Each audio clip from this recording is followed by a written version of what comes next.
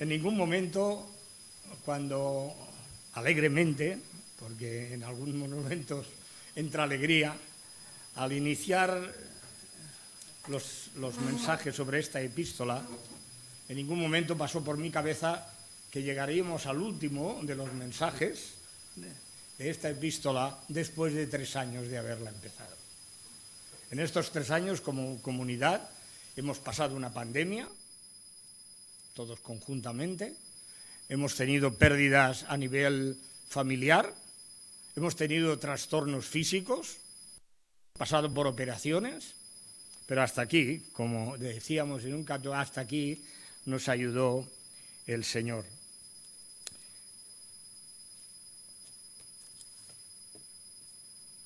El título que le dimos, vamos a hacer un poco de refrescar la memoria. De esto habla también Pedro aquí en este capítulo 3.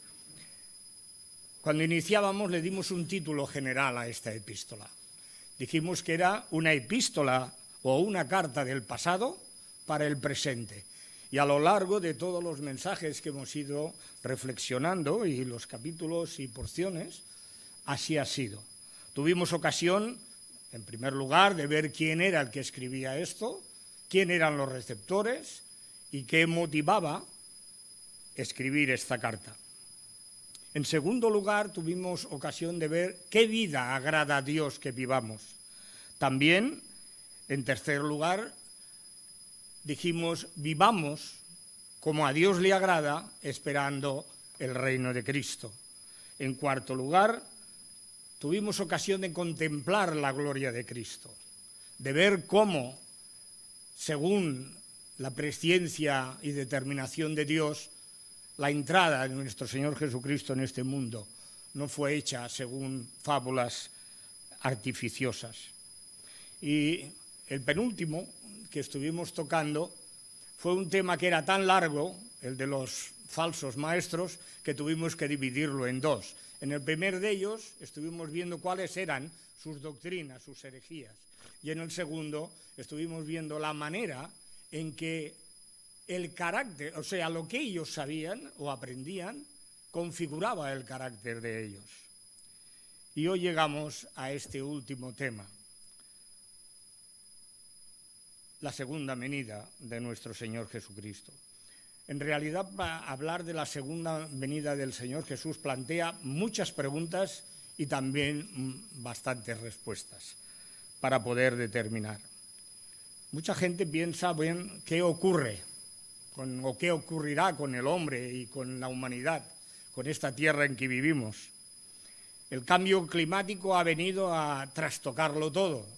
Los científicos hacen sus pruebas, entran detalles, normas, artículos en sus ordenadores, pero además los resultados que ellos obtienen no son nada halagüeños. Son muy pesimistas para la raza humana y el mundo en que vivimos. Si hablamos de los filósofos, también están muy preocupados por cómo vendrá el devenir del mundo y también son muy pesimistas sobre cómo llegará el hombre a desenvolverse con el paso del tiempo hasta que llegue el fin de este mundo. Y no olvidemos, aquellos que quieren saber el futuro día a día, semana a semana, y qué me pasará el año que viene, y consultan adivinos, quirománticos, el tarot, el horóscopo y un sinfín de cosas que lejos de darles tranquilidad o abrirles un poco lo que será de su vida, todavía a veces lo oscurece. Y llegan los cristianos y nos dicen que sí que es posible encontrar una respuesta. El creyente deposita su fe en qué será el destino del hombre y de la humanidad en la Biblia. Todo el devenir de las cosas nosotros lo apoyamos en esa palabra. Y tal como dice el apóstol, hablando de su segunda venida, dice que esta segunda venida es una verdad revelada. Esto lo deja Pedro entre el primero y segundo versículo de este capítulo 3. Empieza, amados, Esta es la segunda carta que os escribo y en ambos despierto con exhortación vuestro limpio entendimiento. No hay cosa más hermosa, hermanos, que sentirse amado. Pero también hay que amar para cuando uno tiene que dirigirse a otra persona. ¿Pasa algo? Sí. Muy bien. Realmente el amor es algo que nos tiene que llenar para poder dirigirnos. Al final de la carta, cuando estaba leyendo el último versículo que hay en esta carta, el versículo 18, me vino una idea a la mente sobre este capítulo 3. Da la sensación de que empiece una nueva carta aquí el apóstol Pedro. Empieza amados y termina diciendo a vosotros, oh amados, y en medio de la carta también vuelve a repetir la misma palabra, oh amados. Pedro, cuando escribe esta carta, cuando escribe este capítulo, lo que está es rezumando amor por sus hermanos. Esta es la segunda carta que os escribo. Es hermoso a veces recibir noticias de otras personas. Es hermoso saber que, por ejemplo, un hermano o una hermana que está lejos se encuentra bien, se acuerda de nosotros. Pero él escribía la carta con un propósito. Os escribo esta segunda carta y en ambas trato de despertar vuestro limpio entendimiento, estimular la mente. Personalmente estoy convencido que el ser cristiano y haber nacido en una familia cristiana que desde pequeños ha llevado a nuestros hijos a la escuela dominical ha sido una bendición para ellos. Porque ha despertado su mente, les ha enseñado a reflexionar, les ha enseñado a escudriñar y a llegar a una conclusión. Y la palabra de Dios siempre nos encauza hacia la verdad. Esta fue mi experiencia con 16 años. Yo solamente conocía la técnica. Era una persona que había estudiado en la escuela que había de maestría, y eso solamente en mi cabeza tenía libros técnicos sobre esfuerzos de metales, maquinaria, cómo emplearla, cómo hacerla trabajar, pero a nivel intelectual, haber leído libros, tener una idea sobre literatura, sobre poesía, todo eso lo desconocía. Y cuando me enfrenté con el Evangelio, despertó en mí ese espíritu. Y esto es lo que el apóstol Pedro trata de despertar en sus hermanos. Quiero despertar en vosotros un limpio entendimiento. Un entendimiento que sepa valorar las cosas. ¿Y por qué lo hacía el apóstol Pedro? Para que tengáis memorias de las palabras que antes han sido dichas. Como habíamos hablado en días pasados, habían venido falsos maestros, seguramente no una, sino multitud de palabras, seguramente hablaron y dijeron y extendieron. Pero Pedro no les dice que tienen que mirar y abrir su entendimiento a esas palabras de los falsos maestros que llevan al camino de la perdición, sino a las palabras que hablaron los profetas, el Señor Jesucristo y los apóstoles. En primer lugar, los santos profetas. A estos se les reveló que no para sí mismos administraban las cosas que ahora eran anunciadas por ellos, sino que cosas en las cuales anhelaban de antemano mirar los ángeles. Ellos inquirieron diligentemente en qué tiempo y en qué persona lo que ellos transmitían se iba a cumplir. Y era el tiempo que indicaba el Espíritu Santo, que hablaba a través de ellos, que anunciaba los sufrimientos de Cristo, pero también las glorias que vendrían. La segunda venida de Cristo anuncia las glorias que vienen después de Él. las glorias para los hijos de Dios, las glorias para aquellos que arrepentidos de sus pecados han creído en su obra salvífica. Ellos hablaron, como decía, inspirados por el Espíritu Santo. Joel, Abdías, Amós, Isaías, Sofonías, Ezequiel, Zacarías, Malaquías, todos los profetas hablaron del día del Señor.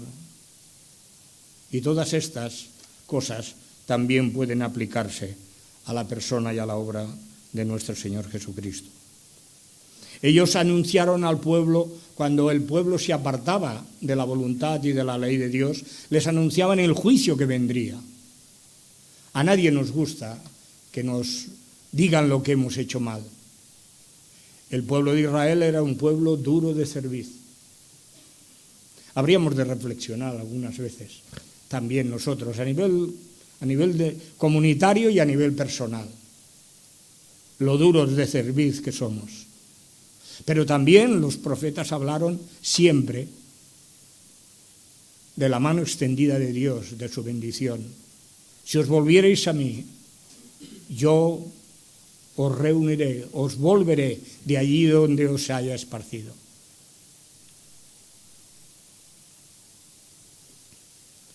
En segundo lugar, habían de traer a la memoria las palabras o el mandamiento del Señor Jesucristo.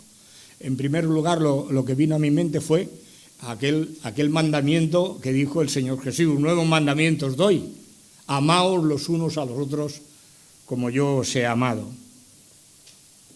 Y este mandamiento se repite, sobre todo en el Evangelio de Juan y en las dos primeras cartas también de Juan, en la primera y en la segunda. Un nuevo mandamiento, decía Juan, os doy. No el mandamiento, sino el que habéis oído siempre, que nos amemos los unos a los otros.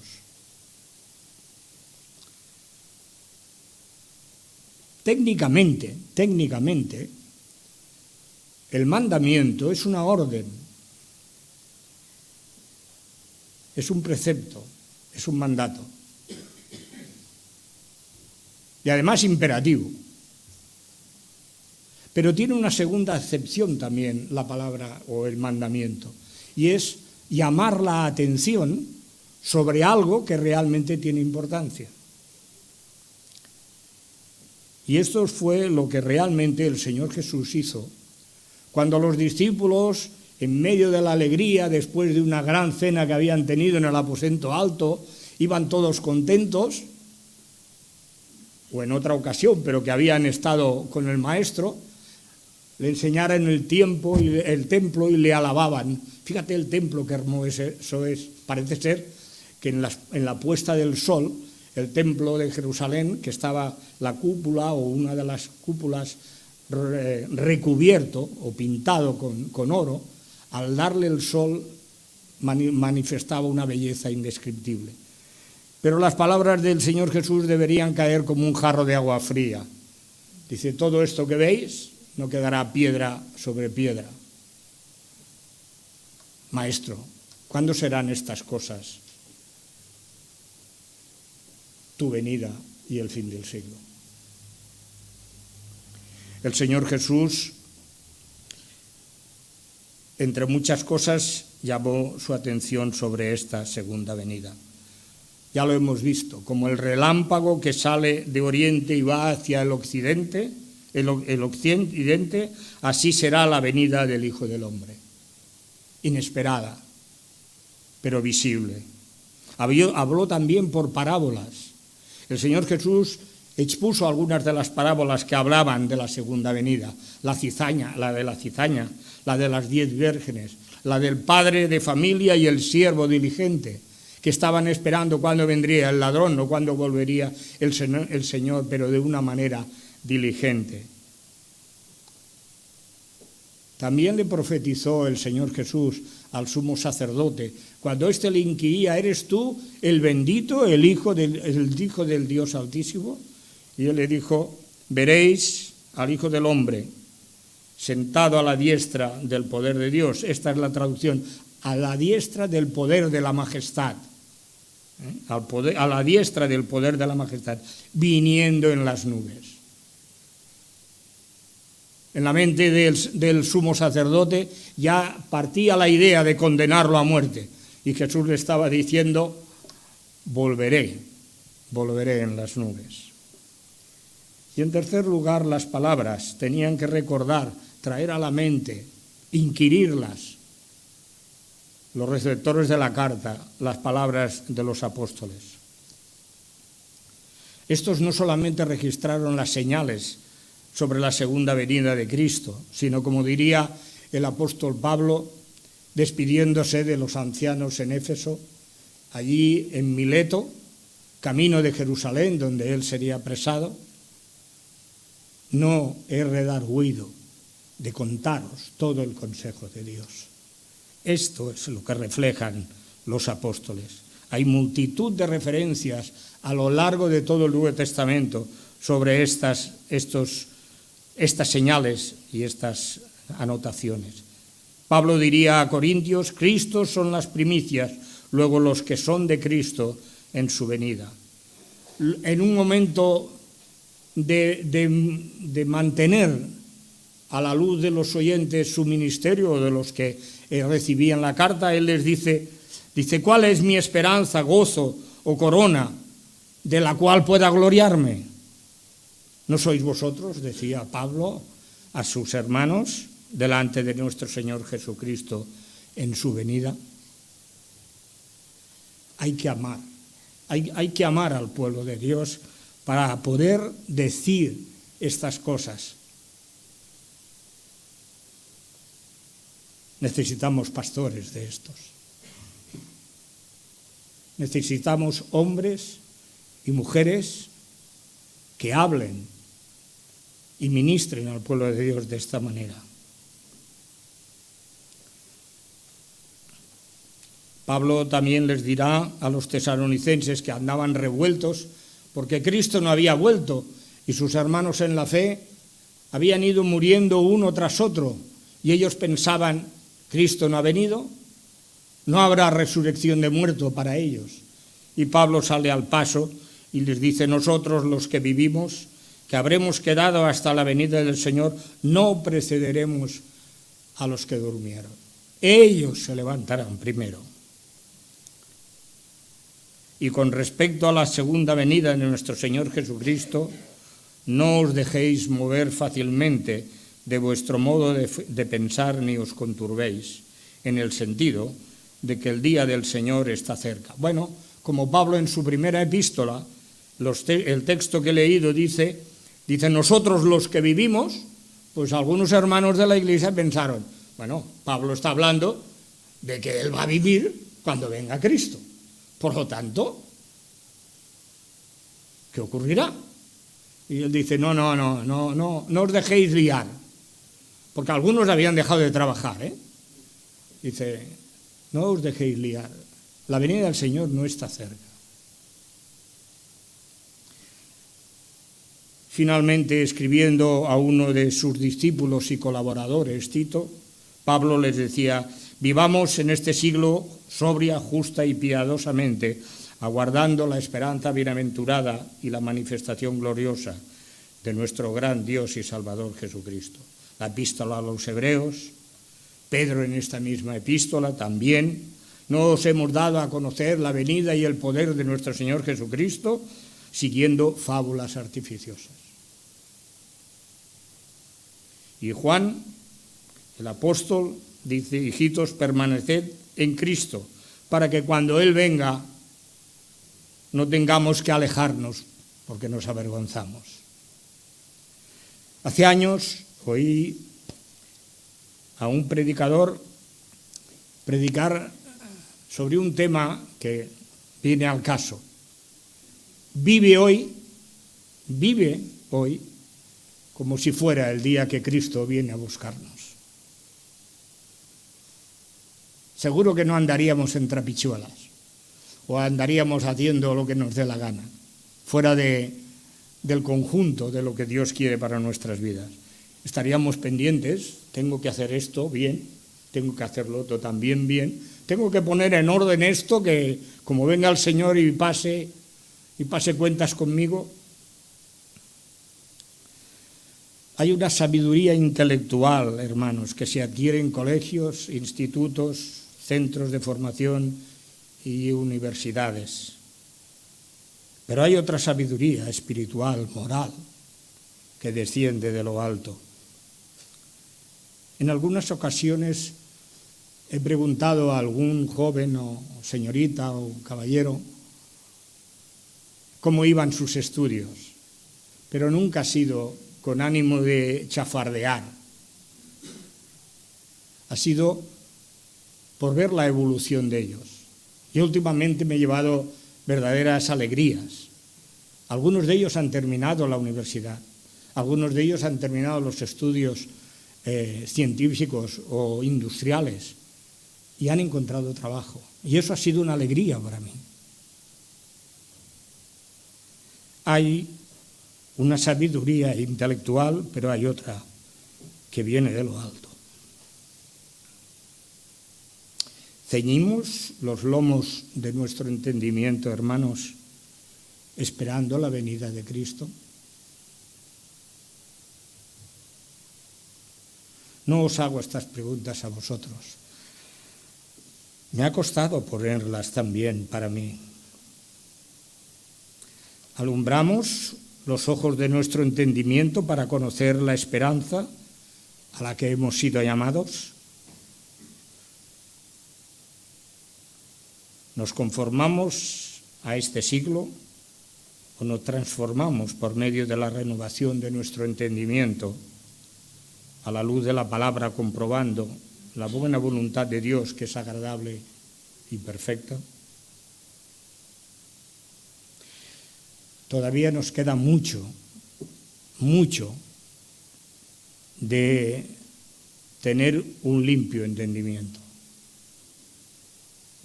No pensemos, alguna vez he oído el comentario y me ha sabido mal, no en esta iglesia, ha sido en otro lugar, pero es cierto.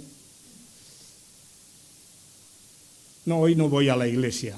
¿Por qué? Que no estás mal. No, porque el tema que hoy tocan ya lo sé. Ya lo he oído en otras ocasiones. Perdemos ocasiones a veces de escuchar cosas nuevas. Porque el que sube a un púlpito es como aquel buen padre que saca del arcón cosas nuevas y cosas viejas. Las nuevas nos instruyen, las viejas nos recuerdan.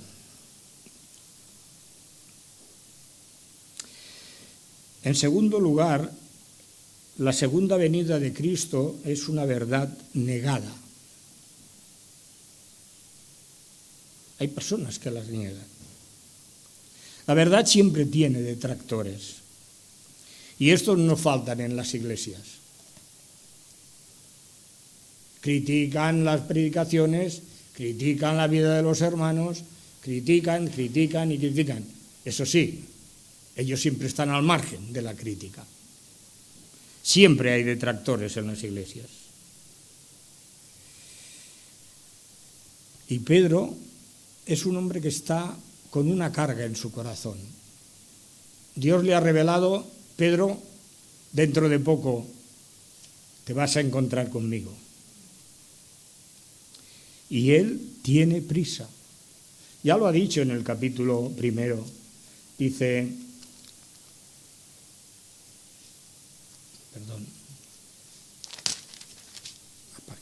tengo por justo, en tanto que estoy en el cuerpo, el despertaros con amonestación.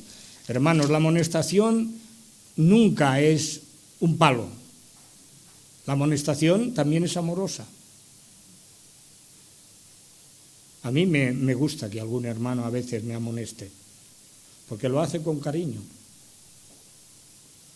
Sobre todo mi esposa, que ha sido la mano con guante de terciopelo que ha ido, en algunos momentos el Señor la ha empleado para ir modelando mi carácter. Y Pedro dice, amados, la amonestación nunca es un rapapolvo. A veces sí que tiene que ser así, pero no siempre lo es. ¿Y cuál es lo que tienen que saber los hermanos? Esta verdad negada, Pedro dice, sabiendo primero esto, que en los postreros días vendrán burladores. Es apremiante que ellos sepan que hay un peligro en la Iglesia. Hermanos, tampoco hemos de estar pendientes. Yo recuerdo que cuando trabajaba, antes de retirar, siempre teníamos una coletilla entre medio de los compañeros de trabajo. Dice, nunca hemos de estar con la escopeta puesta y el gatillo levantado para que cuando alguno diga una barbaridad, ¡pum, pum! Ahí lo hemos dejado muertecito. No, hay que estar, dice, hay que saber primero que vendrán en los postreros tiempos burladores. Es apremiante conocer la vida de la Iglesia. Los hermanos que, por ejemplo, se olvidan de saber lo que ocurre en la Iglesia, los que a veces no quieren conocer ninguna de las actividades o participar en ellas, se pierden muchas veces las cosas buenas, pero también las cosas que pueden ser peligrosas para la Iglesia. Es apremiante para aquellos que estaban en las iglesias a las cuales escribe Pedro, era apremiante que supieran saber que en los postreros tiempos vendrían burladores. Un inciso para considerar qué significa o qué son los postreros tiempos. En realidad se aplican varias definiciones para decir un mismo hecho. Se dice, por ejemplo, los postreros días, los días de Cristo, el día del Señor, el día de Dios, y en cada uno de ellos están hablando del mismo hecho y del mismo evento. Algunos consideran que se refiere al tiempo del ministerio del Señor Jesús. Los tiempos posteriores eran aquellos cuando el Señor Jesús estuvo aquí realizando su ministerio. Otros, el tiempo que va desde el nacimiento del Señor Jesús hasta su segunda venida, pero antes de la gran tribulación y el inicio del reinado de Cristo en esta tierra. Y no olvidemos a otros que consideran que los últimos tiempos son aquellos que van desde la encarnación del Señor Jesús hasta su segunda venida y después el juicio. Perdonadme si en algún momento os pongo términos que cuestan a veces de entender. Esto en el año 70 aproximadamente, 75 y hasta el 80, hizo correr ríos de tinta y libros que se escribieron a porrillo, porque todo el mundo estaba preocupado y todo el mundo tenía opinión sobre la segunda venida de Cristo. Hoy en día parece ser que la Iglesia ha perdido ese interés. Y como dice un escritor, malo es que la Iglesia pierda la perspectiva de la segunda venida de Cristo. Algo empieza a estar enfermo. No hay que hablar continuamente de la segunda venida de Cristo. De la misma manera que no estamos hablando continuamente de la Trinidad o no estamos hablando de la obra de nuestro Señor Jesucristo o del Espíritu Santo. Pero malo es cuando una iglesia no tiene perspectiva de que un día su Señor vendrá y demandará cuentas, pero también nos dará bendiciones, no lo olvidemos. Quizás dos textos nos ayuden para tomar postura sobre lo que significa los últimos tiempos. Uno de ellos es el que dice Pedro en su primera epístola: fuisteis rescatados de vuestra vana manera de vivir con la sangre preciosa de Cristo, ya destinado desde antes de la fundación del mundo, pero manifestado en los postreros tiempos por amor de vosotros. Por lo tanto, Los postreros tiempos empezaron cuando Cristo fue manifestado. Vamos a un segundo texto.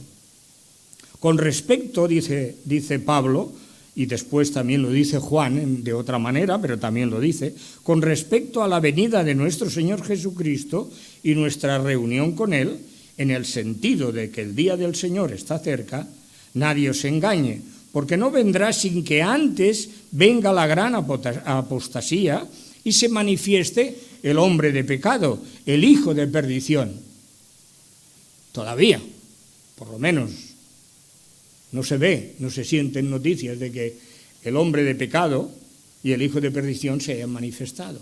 Por lo tanto, cuando escribía Juan y Pablo, y hoy en día, todavía son los últimos tiempos. Cada uno de vosotros escoja lo que bien le pareciere sobre el significado de los postreros tiempos.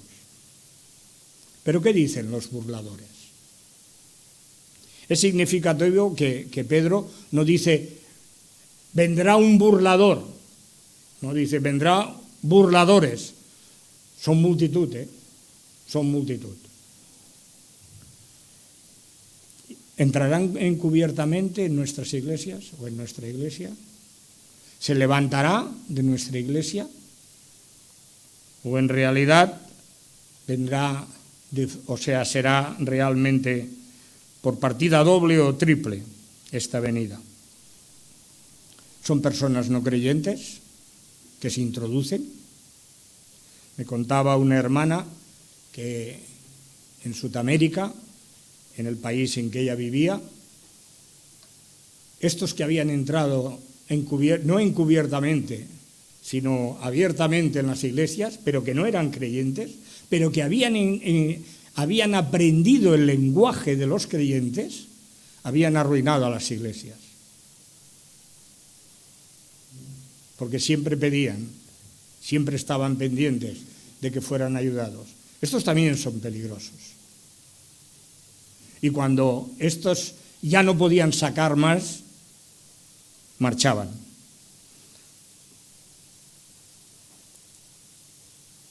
Los burladores, en primer lugar, lo que dice Pedro es, andan en sus propias concupiscencias. Ya lo tocamos esto cuando hablábamos de los falsos maestros, pero vamos a refrescar un poco la memoria. Es aquel que vive pendiente de tener todo, de codiciar lo prohibido, lo corrupto. Es el espíritu del mundo, hermanos. Es el espíritu de vida, como decía, de los falsos maestros, que seducen, que se ríen además de que han sido capaces de seducir a los creyentes. Su mirada, ya decíamos, no es limpia. Siempre está mirando aquello que puede beneficiarles. Pero además hay un segundo elemento. Niegan la promesa de nuestro Señor Jesucristo sobre su segunda venida, diciendo, ¿dónde está?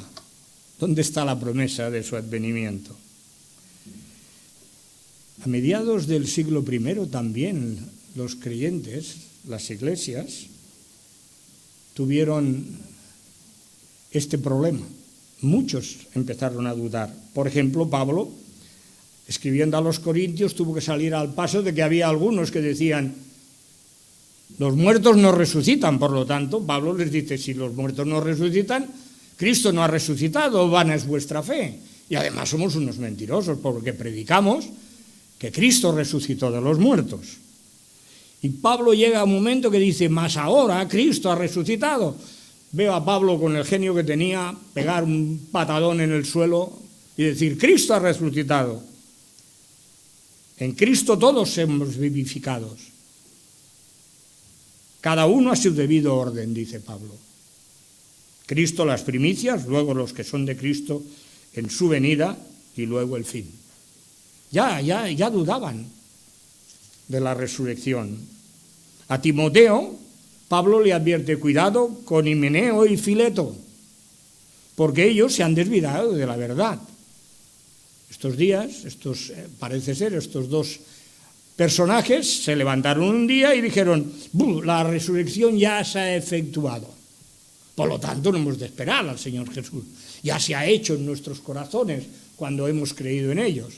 Así permitía que Himeneo y Fileto vivieran como querían. Ya he mencionado que a los tesalonicenses que dudaban sobre aquellos que habían muerto creyendo en el Señor Jesús, pero que el Señor Jesús no había venido, Pablo les sale al paso, consolándoles. Si creemos que Jesús murió y resucitó, así también Dios con Jesús traerá a los que durmieron en él. Santiago también: hermanos, tened paciencia hasta la venida del advenimiento del Señor, tomando ejemplo del labrador, de los profetas y del Señor mismo. Cuando Santiago escribe a los hermanos de la dispersión, ellos están en un problema, son judíos que están heridos por aquellos a los cuales servían. Estaban pasando tribulaciones y él les dice: hermanos, tener paciencia hasta la venida del Señor Jesucristo. Tomad ejemplo del labrador que siembra, pero espera que venga la lluvia, que el sol caliente y que lo sembrado fructifique.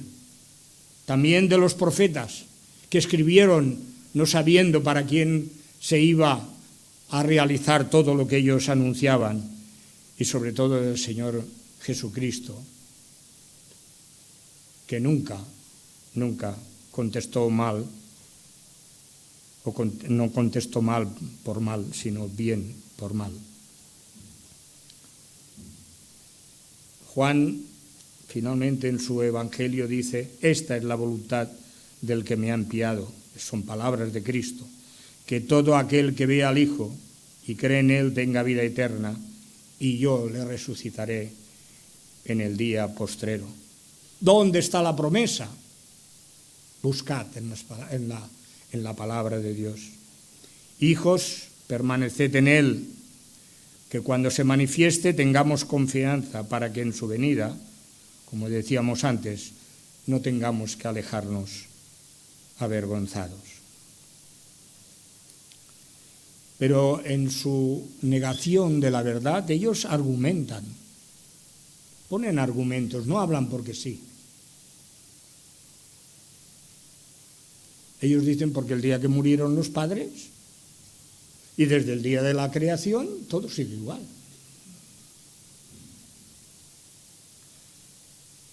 No queda claro a qué padres se refieren, vamos a simplificarlo, no queda muy claro.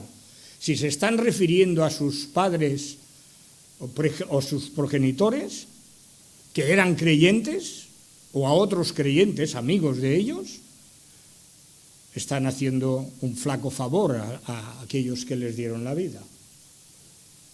Son irreverentes. Si están hablando de los padres, de los santos del Antiguo Testamento, están también negando que Dios ha cuidado a su pueblo. Están también siendo irreverentes.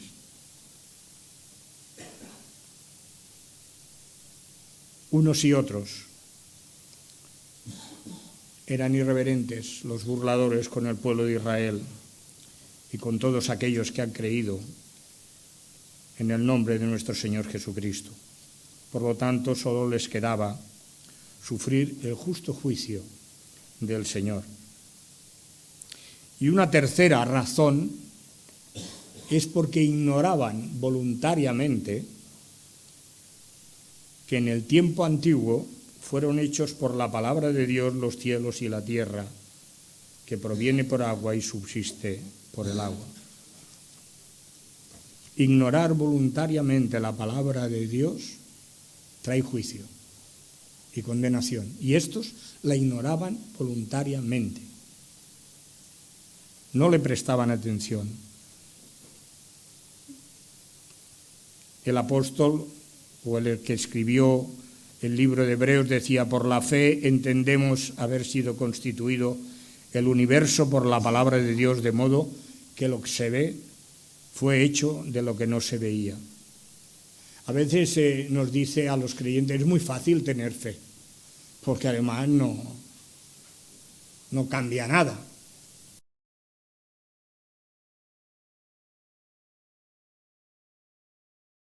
Cristo, nos arrepentimos de nuestros pecados y creemos en su obra salvífica, no nos sale ninguna aureola aquí en la cabeza que diga, pues este es santo. La fe. Por la fe entendemos haber sido constituidos los cielos y la tierra y el universo, o todo el universo. El creyente genuino, el creyente verdadero, cree la palabra revelada. Ezequías, ante la invasión de Asiria, él ora al Señor y le dice, tú, Señor, que eres el Dios de todos los reinos de la tierra, y que hiciste el cielo y la tierra, oye las palabras de Senaquerib. Oh Jehová nuestro, sálvanos, te ruego, de su mano. Tú que eres el creador de cielos y tierra. Ezequías podría tener muchos defectos, podría ser un hombre en algún momento débil, pero Ezequías creía en la palabra revelada. Jeremías cree tanto en que Dios volverá otra vez a Judá desde Babilonia otra vez a Palestina, que cuando Dios le dice, compra la heredad de tu primo, él va a la compra porque está convencido que la palabra del Señor es cierta. Oh Jehová, he aquí tú hiciste el cielo y la tierra con tu poder y con tu brazo extendido. Nada hay que te sea difícil. Jeremías va a ir, lo van a desterrar, va a tener obligadamente que irse a Egipto, pero él sabe que 70 años después Dios levantará la desolación de Israel y volverá a Palestina. Esteban, que ha hecho una magnífica disertación de la historia del pueblo de Israel y del cuidado de Dios por su pueblo, delante del Sanedrín cuando está siendo apedreado y ajusticiado por ellos, dice, Señor, he aquí tú hiciste el cielo, Señor, recibe mi espíritu. Y puesto de rodillas clamaba a gran voz, y en eso tienes razón, hermana, Señor, no tomes en cuenta su pecado. Señor, no tengas en cuenta. Los burladores han olvidado la palabra. Y el pueblo antiguo que olvidó la palabra tuvo que morir anegado en agua. El juicio de Dios fue por agua. Dios no perdonó al mundo antiguo, sino que guardó a Noé, pregonero de justicia, con otras 7 personas, trayendo el diluvio sobre el mundo de los impíos. Hay esa anécdota de que viene el lobo, ¿verdad? Y cuentan que es un chiquillo que para hacer una broma siempre iba viniendo, entraba en el pueblo y decía, esto es una anécdota, una historieta, que viene el lobo, y el pueblo se revolucionaba, que viene el lobo, hay que guardar las ovejas. Y él se pegaba un panzón de rey. Pero un día, en realidad, él entró corriendo, que viene el lobo, pero como que siempre había sido mentira, no se lo creyeron. Bien, estos burladores no creen que Dios va a juzgar un día al mundo. ¿Por qué? Porque, oye, desde la creación todo sigue igual. Olvidan la palabra revelada. Y Pedro aún va un paso más allá. Dice, y se dirige a los hermanos y a los burladores, contemplad la tierra y los cielos que ahora vemos. A mí me gusta recordar las palabras de Marta, que a veces dice, cuando habla sobre el himno aquel pisoteado como una flor, ella hablaba un día sobre las flores, lo hermoso que es el campo, y es cierto. Uno contempla la naturaleza y ve que hasta la más simple flor es hermosa. Pues bien, Pedro les dice, bien, contemplad que estos cielos y esta tierra que estamos viendo un día van a ser consumidos por el fuego y el día del juicio y perdición de los hombres impíos. Uno puede pensar, bien, esto puede ser una exageración de aquellos que han escrito el Nuevo Testamento. Pero en el pasado Dios ya juzgó por fuego al hombre y a su pueblo. Por la maldad, Sodoma y Gomorra fue destruida por el fuego. Por la dureza del corazón de Faraón, Dios hizo llover granizo mezclado con fuego. Y por la dureza del pueblo de Israel, Dios hizo juicio por fuego, flechas y carros de combate para doblegar a aquellos que se habían apartado de él. Otras reflexiones sobre esto. Estamos atentos, como decía el apóstol Pedro en el primer capítulo, atentos a la palabra revelada como una antorcha que alumbra en lugar oscuro. ¿Nos alimentamos de pan o de la palabra que sale de la boca de Dios? ¿Es la palabra de Dios lámpara a nuestros pies y lumbrera a nuestro camino? ¿Esperamos o pasamos de la segunda venida de Cristo? El apóstol Juan no lo dice así, pero se puede leer entre líneas. Él dice, hijitos, somos hijos de Dios, pero aún no se ha manifestado lo que hemos de ser. Todavía no llevamos aquella hermosura que hemos de tener. Pero el día que Cristo se manifieste, seremos semejantes a Él. Y además, un poquitín abajo dice, y el que piensa en todas estas cosas, se purifica. Se purifica. Pensar y meditar en la segunda venida de Cristo nos va purificando, hermanos. Y finalmente consideraremos en tercer lugar la venida de Cristo como una verdad con promesa. La palabra de Dios con su invariabilidad se fundamenta siempre en las promesas de Dios. En las promesas de Dios y en su fidelidad a ellas. Él no cambia, Él no muda. Y todas las promesas de Dios son sí y amén en Jesucristo. Las cosas que pertenecen a la vida y a la piedad nos han sido dadas, y estoy hablando solamente de la epístola de Pedro, de la segunda epístola.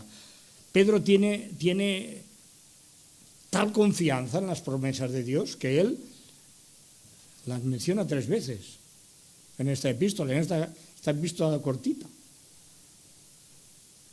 Las cosas que pertenecen a la vida y a la piedad, capítulo 1 y versículo 4, nos han sido dadas por su divino poder, por medio de preciosas promesas, para que por ellas llegásemos a participar o a ser participantes de la naturaleza divina. Nosotros esperamos, según sus promesas, cielos nuevos y tierra nueva. Confía tanto Pedro, pero confía justamente por eso, porque él sabe que las promesas de Dios son sí y amén en Jesucristo. Y esto lo escribió un apóstol que él lo menciona también al final de este capítulo, Pablo. Él dice, ha habido cosas que Pablo son difíciles de entender. Dice, y algunos las tuercen. Seguramente se está refiriendo a los falsos maestros y a los burladores. Demos gracias a Dios por aquellos que nos instruyen, aquellos que nos enseñan la palabra. A veces la palabra es complicada, pero damos gracias a Dios por los profetas de nuestro siglo. El profeta significa aquel que es enviado. Y el que a veces tiene un ministerio pastoral es un enviado por Dios para instruir a su pueblo.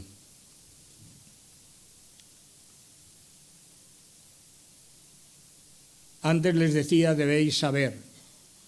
Ahora les dice, en el versículo 8, les dice, mas ahora, oh amados, no ignoréis. Saber y no ignorar. Parece una contradicción, ¿verdad? Pero es una realidad. No ignoréis el qué. Esto, que para el Señor un día es como 1000 años y 1000 años como un día. Es curioso. A lo largo de toda la epístola, cada una de las cosas que Pedro afirma, la afirma citando la palabra de Dios. Cada una de las cosas que dice, él las afirma. Y aquí, cuando dice un día para Dios es 1000 años y 1000 años como un día, está citando el Salmo 90. Convertíos, hijos de los hombres, decía Dios en el pasado, y el salmista lo escribió, porque 1000 años delante de tus ojos son como un día de ayer que pasó, o como una de las vigilias de la noche.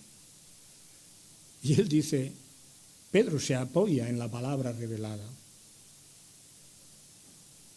El Señor no tarda en su promesa, dice Pedro. Les está instruyendo, no tarda el Señor.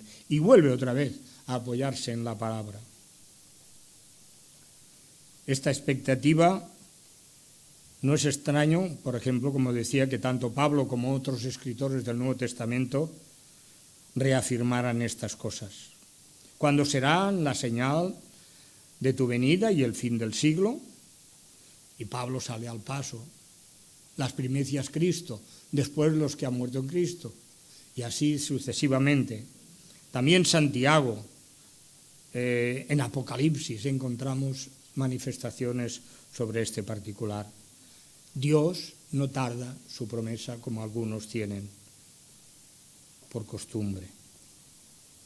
Su tardanza es misericordiosa, como dice Pedro.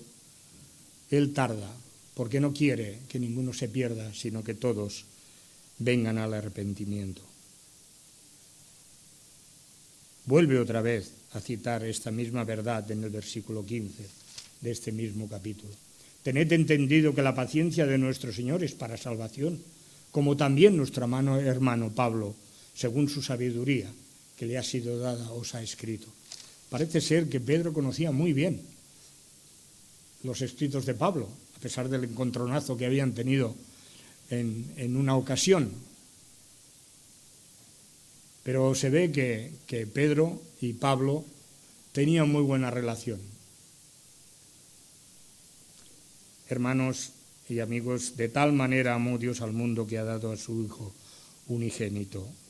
Esto es una promesa también.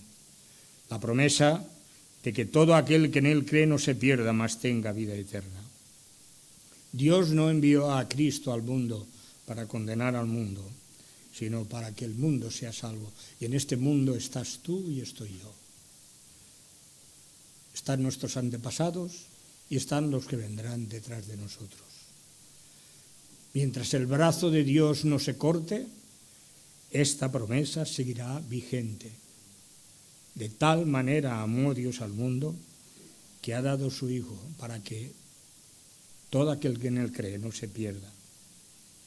La gracia de Dios se ha manifestado con la venida de Cristo para salvación a todos los hombres, enseñándonos que renunciando a la impiedad y a los deseos del mundo vivamos en este siglo, en estos últimos tiempos, en los tiempos postreros, sobria, justa, piadosamente, aguardando la esperanza bienaventurada y la manifestación gloriosa de nuestro gran Dios y Salvador Jesucristo. Es cierto, y estamos ya concluyendo, es cierto, no todos se arrepienten de sus pecados. Dios le dice al pueblo de Israel, os llamé y no me respondisteis. Esta es la actitud de muchas personas. Dios llama. Dios, por su espíritu, redarguye al hombre y a la mujer de pecado. Pero dice, como dice al pueblo de Israel, no me respondisteis. Hablé y no me quisisteis oír, sino que seguisteis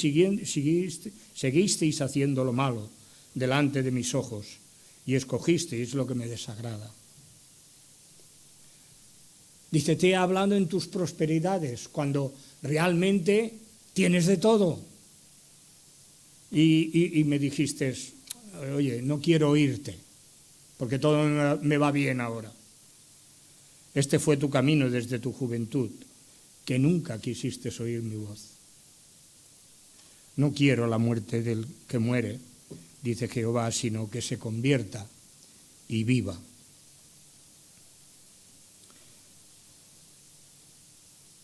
Si persistimos, si el hombre persiste en la dureza de su corazón, no arrepentido, está atesorando sobre sí día a día, está atesorando el justo juicio de Dios.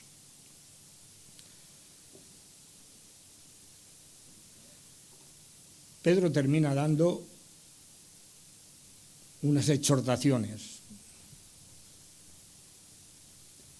Sed constantes. Estad atentos. A pesar de que el Señor Jesús vendrá como ladrón en la noche y que los cielos pasarán con gran estruendo, nosotros, según las promesas de Dios, esperamos cielos nuevos y tierra nueva, en las cuales morará la justicia.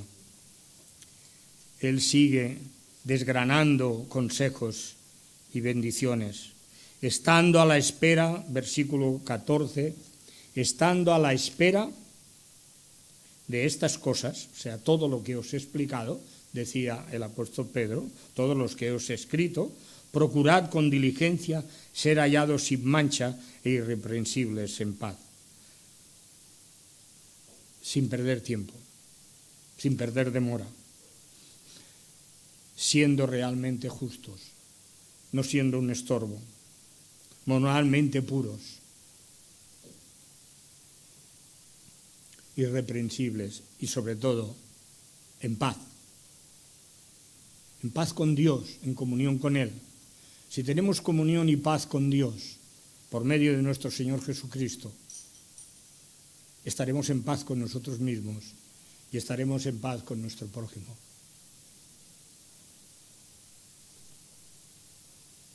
Así vosotros, y aquí acaba el pastor, no el que os está hablando, sino Pedro. Así vosotros, oh amados, sabiendo de antemano todas estas cosas, guardaos, no sea que arrastrados por el error de los inicuos, caigáis de vuestra firmeza. Sean falsos maestros, sean burladores.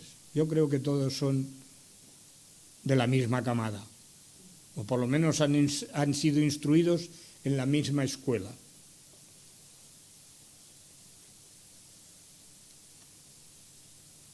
No vamos a hacer ninguna reflexión, porque creo que la conclusión de Pedro es la mejor conclusión que podemos hacer. Antes bien, y termina su epístola como la empezó, antes bien, creced en la gracia y en el conocimiento de nuestro Señor y Salvador Jesucristo. A Él sea la gloria, ahora y hasta el día de la eternidad. Amén. Que el Señor os bendiga.